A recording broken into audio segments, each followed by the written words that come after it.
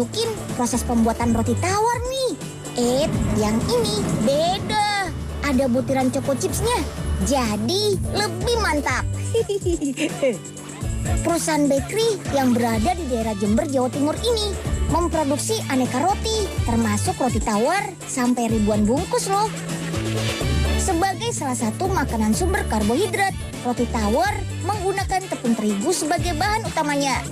Teman-teman tahu nggak, tepung terigu tuh terbuat dari gandum. Sebelum bikin roti, kita lihat dulu yuk proses bikin tepung terigunya. Yuk, kita kemon. Negara kita belum bisa menghasilkan gandum sendiri. Jadi, untuk memenuhi kebutuhan produksi, gandum diimpor langsung dari negara-negara produsen gandum di dunia. Seperti Australia, Ukraina, Amerika Serikat, dan Rusia. Sebelum diolah, gandum akan masuk ke mesin khusus pemisah. Di sini bulir-bulir gandum akan dipisahkan dari benda asing. Jangan membayangkan kalau di pabrik ini ramai ya. Di sini proses pembersihan biji gandum dikerjakan dengan mesin khusus. Untuk memproduksi tepung terigu, pabrik ini menggunakan mesin berteknologi tinggi yang diatur dengan sistem komputerisasi. Misalnya, dari ruang kendali ini, mesin-mesin diatur untuk memisahkan biji gandum dengan bahan lain yang tercampur. Coba lihat nih, ada campuran batu, batang tanaman gandum, dan material lainnya. Setelah bersih, secara otomatis, gandum dialirkan dengan pipa-pipa khusus ke mesin giling. Dalam mesin ini, proses penghalusan biji gandum melewati 5 tahap. Semuanya dikerjakan dengan mesin. Tapi, ada satu bagian pengecekan yang masih dilakukan secara manual, yaitu pengecekan tekstur gandum. Mesin goyang ini adalah mesin khusus bagian pengayakan. Setelah gandum dihaluskan, tepung gandum akan digoyang untuk mendapatkan tekstur tepung terigu yang benar-benar halus. Selain jago goyang, mesin ini bisa mengayak tepung terigu dalam jumlah besar. Bayangkan saja, hingga 2010 ton sehari loh. Wih, mantap. Coba kalau unyil, 2 kilo juga sudah pegal tangannya. Ini dia nih yang membedakan tepung terigu buatan pabrik ini dari tepung terigu lainnya, yaitu penambahan berbagai macam tambahan vitamin ke dalam tepung terigu. Ada berbagai macam varian ukuran kemasan dari tepung terigu ini. Ada yang ukurannya 25 kg, ada juga yang kemasan 1 kg. Dalam sehari, pabrik ini bisa menghasilkan 2.000 ton tepung terigu. Widih, kalau dibikin jadi roti bisa berapa banyak tuh?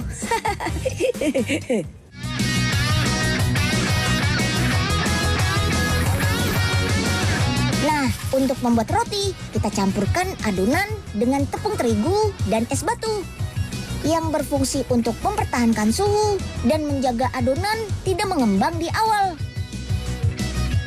Selain itu, ada pasta coklat, gula, dan air. Aduk beberapa menit sampai adonan kalis. Jangan lupa masukkan bahan lain seperti butter, garam, dan ragi ya. Aduk sampai semua bahan tercampur rata. Kalau adonan sudah elastis dan tidak mudah putus, berarti sudah pas nih. Terakhir, masukkan deh butiran coklat atau biasa dikenal dengan choco chips. Ini dia yang memberikan sensasi rasa manis coklat pada roti tawar. Yuk, sekarang bagi adonan menjadi beberapa bagian. Timbang masing-masing sampai 4 kg. Potongan adonan ini kemudian didiamkan sampai mengembang kurang lebih 15 menit. Sip deh, adonannya sudah siap dipotong nih. Agar ukurannya sama rata, potong menjadi 20 bagian menggunakan mesin.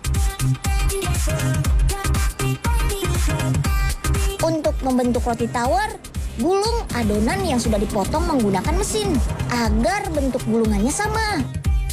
Tata dalam loyang roti tawar yang biasa disebut loaf. Sebelum masuk oven, tutup loaf terlebih dahulu yuk. Tujuannya agar bentuk roti mengembang sempurna dan simetris. Panggang selama 40 menit pada suhu 200-an derajat Celcius.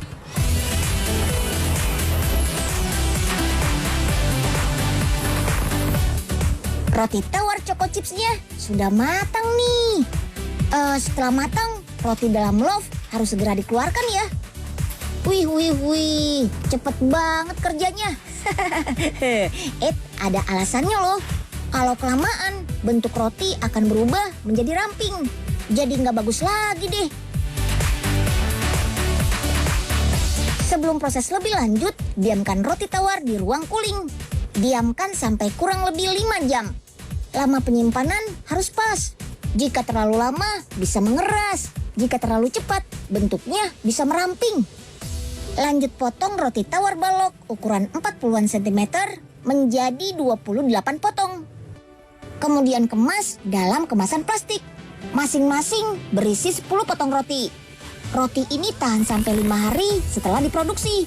Penjualan roti ini sudah sampai ke seluruh Indonesia loh. Wah, ternyata nggak cuma di sini.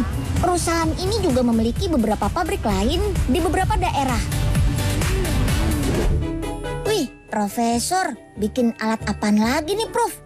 Ini nih Nyil, Profesor bikin alat pembuat roti instan. Oh, lebih cepat dan enak nanti hasilnya. Wah, boleh juga nih, Prof. Ayo, Prof, kita cobain. Tunggu sebentar ya, Profesor mau ke belakang sebentar aja. Yah, Profesor pasti lama nih, Sro. Yuk, kita mulai duluan aja. Jangan Nyil, kalau alatnya rusak gimana? Gampang, tinggal dibenerin aja. Profesor kan pinter. Udah, Usro tenang aja.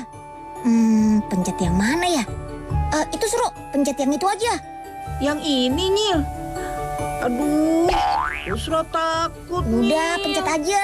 Gak bakalan meledak kok. Duh. Ya kan Nyil? Apa Usra bilang?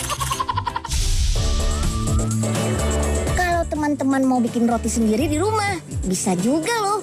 Tenang, bikinnya gak ribet kok. Dengan bread maker, kita bisa bikin roti semudah bikin mie instan. Wah, gak ada lagi deh ceritanya bikin roti sampai dapur berantakan.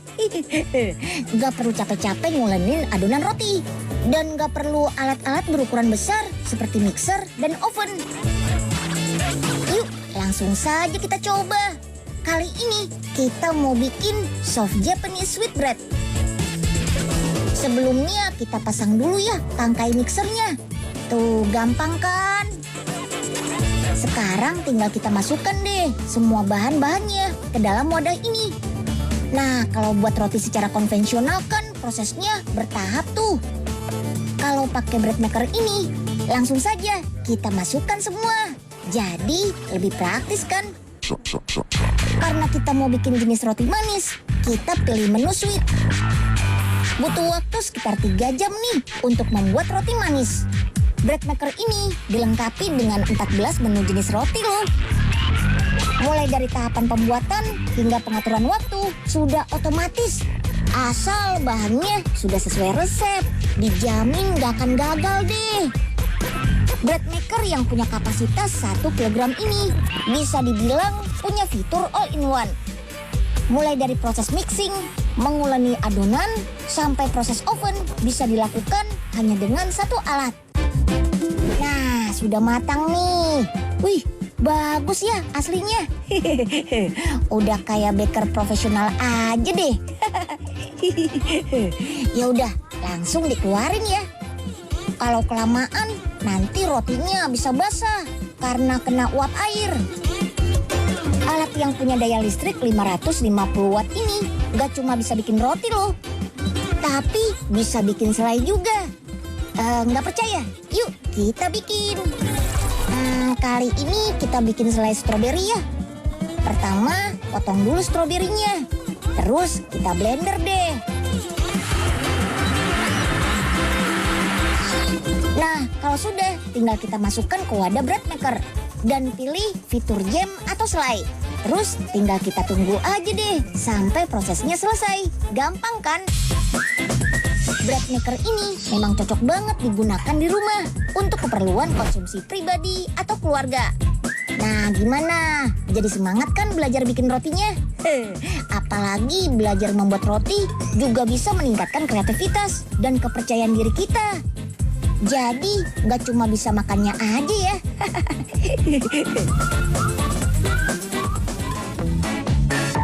Kalau kita berkunjung ke wilayah Timur Tengah, biasanya roti kayak gini nih yang bakal lebih banyak kita jumpai. Biasa disebut dengan hubus atau roti pita. Roti ini punya ciri bulat lebar dan rasanya tawar. Di Dubai, roti hubus disajikan dalam bentuk shawarma. Bentuknya sih mirip kayak kebab. Isi roti dengan potongan daging kambing, sapi, atau kalkun. Jangan lupa tambahan sayur dan saus. Wah, kayak apa ya membuat roti hubus ini? Yuk, Unyil ajak ke pabriknya langsung deh. Kita kemon. Seperti membuat roti pada umumnya, siapkan dulu bahan adonan. Terdiri dari gula, pengembang, tepung terigu, dan air. Campur semua bahan dalam tangki berkapasitas ratusan kilogram ini. Aduk sampai tercampur rata. Kira-kira 15 menit, adonan sudah mulai kalis nih. Selanjutnya, pindahkan ke tangki penampung. Oh iya, dari adonan ini bisa menghasilkan 100 bungkus roti loh. Adonan akan keluar melalui mesin cetak potong. Tuh, lihat hasilnya. Otomatis terpotong bulat-bulat seberat 30 gram. Dengan bantuan ban berjalan, adonan roti menuju ke tahap pemipihan. Secara otomatis, mesin akan giling potongan adonan. Tara! Langsung berubah tipis dan lebar. Mesin bekerja sangat cepat. Setiap menitnya bisa menggiling puluhan roti loh. Ayo terus, jalan lagi. Yuk, kita giling lagi. Adonan roti berubah menjadi lebih tipis dan lebar. Kira-kira berdiameter kurang lebih 20 cm. Tanpa tersentuh tangan manusia, roti akan diantar ban berjalan menuju pembakaran. Disinilah proses unik membuat roti khas Timur Tengah. Suhu api pembakaran mencapai 640 derajat Celcius. Wih, panas banget tuh. Makanya, waktu bakar roti hanya 10 detik saja. Yuhu, roti yang sudah matang siap diangin-anginkan nih. Alias diturunkan suhunya biar roti dingin. Roti Arab di sini punya 2 ukuran. Untuk kemasan roti kecil, per bungkus isi 4 keping roti. Keduanya bisa awet selama 3 hari. Kalau disimpan dalam lemari es, bisa awet sampai 1 bulan loh. Penjualannya gak cuma di Dubai saja, tapi juga sudah ke Abu Dhabi, Lebanon, dan Kuwait. Di negara Timur Tengah, roti ini bisa dinikmati bersama kuah kari atau gulai.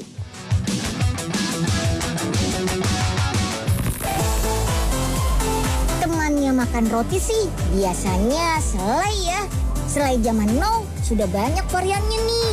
Gak cuma stroberi, kacang, atau coklat saja. Tapi bisa juga dibuat dengan rasa-rasa yang unik. Rasanya bikin seger juga nggak ya? Yuk ikutin Unyil lihat cara pembuatannya di Bandung. Kita kemon! Wah, jualan apa nih Pak Oga? Bukan Pak Oga, Den, yang jualan. Tapi Den Usro. Pak Oga cuma... Ngapain? Bikin apa ini, Pak? Perasaan Usro nggak punya menu ini. Ini kan roti es teler, Usro. Gimana sih kamu? Ya ampun, Pak Oga. Usro itu jualnya roti sama es teler, Pak. Bukan roti dicampur-campur es teler. Usro rugi deh.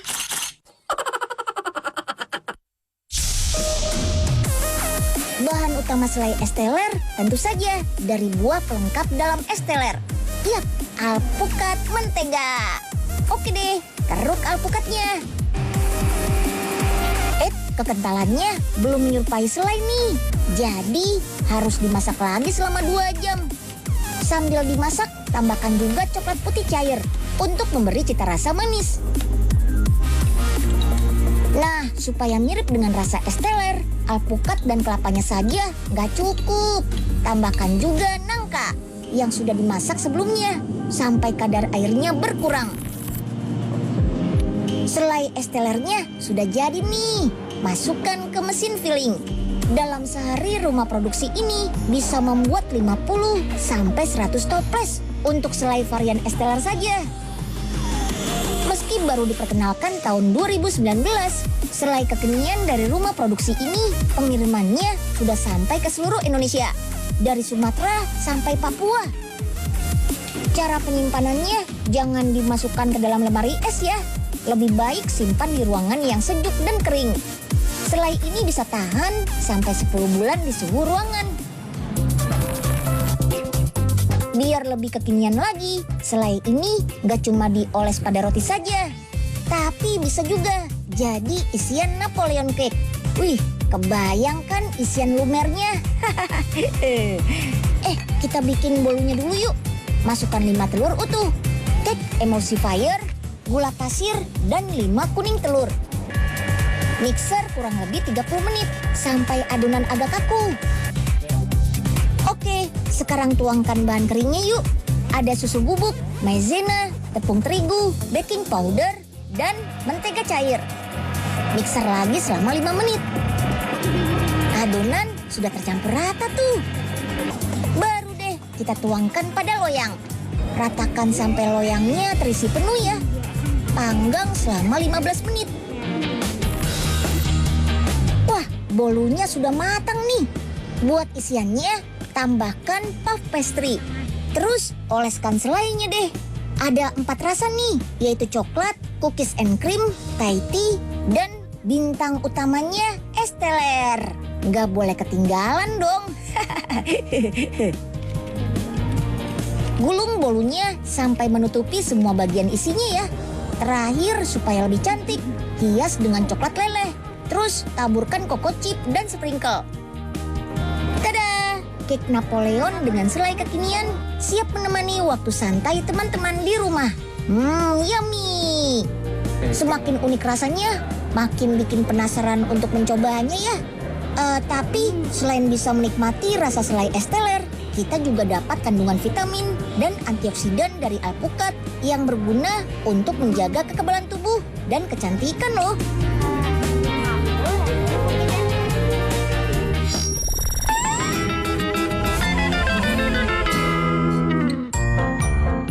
Usro, habis dari mana? Ada Kak Arsa. Habis beli roti nih, Kak. Oh, terus kenapa bingung gitu mukanya? Tadi Po Ipe nitip. Usra lupa, Kak. Tadi Po Ipe pesennya roti apa ya? Wah, kalau roti ada bermacam jenis, Ro. Selain roti tawar yang biasa kita kenal, ada juga roti gandum. Karena terbuat dari gandum, warna rotinya jadi berwarna agak coklat gelap dan punya tekstur kasar. Kandungan seratnya lebih tinggi daripada roti tawar biasa. Bisa dibilang lebih sehat deh. Terus ada juga croissant. Roti asli Prancis ini terbuat dari adonan berlapis dan berbentuk seperti bulan sabit. Nah, kalau yang rasanya agak-agak masam, namanya roti sourdough. Roti ini terbuat dari ragi khusus, makanya punya cita rasa yang unik. Karena kaya kandungan probiotik, roti jenis ini sangat baik untuk menjaga kesehatan pencernaan. Kalau di Jerman, ada juga roti Hasana yang namanya bretzel. Bentuknya kayak tali disimpul, Sro.